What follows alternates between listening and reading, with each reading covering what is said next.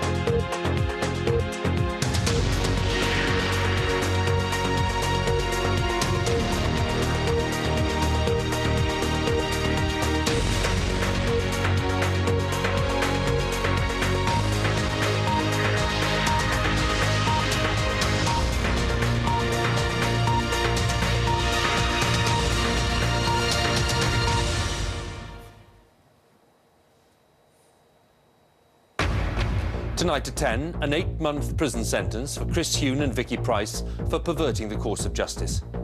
Huhne says he lied and lied again to save his career and to protect his family. The case exposed the breakdown of their marriage in painful detail. Perverting the course of justice is a very serious criminal offence, and I think that's been reflected this afternoon in the sentences handed out to Mr Huhne and Ms Price. And tonight, the former Cabinet Minister and his ex-wife are spending their first night behind bars.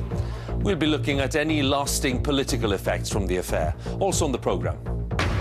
The danger to public health posed by growing resistance to antibiotics. As the budget approaches, David Cameron faces Tory calls to cut taxes and freeze public spending. Government lawyers appeal against the bloc on deporting the terror suspect Abu Qatada.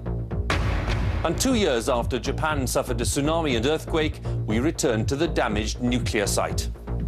There is still a huge amount of radioactive material in there without any concrete protection around it. And coming up in Sports Day on the BBC News Channel, Reading manager Brian McDermott is sacked after 4 straight losses leave the club in the Premier League relegation zone.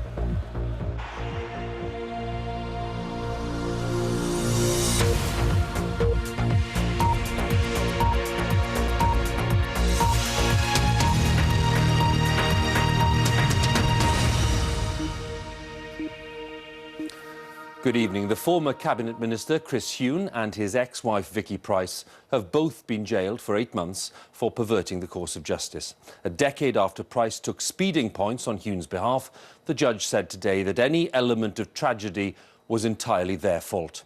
This report by our correspondent Tom Simons does include some flash photography.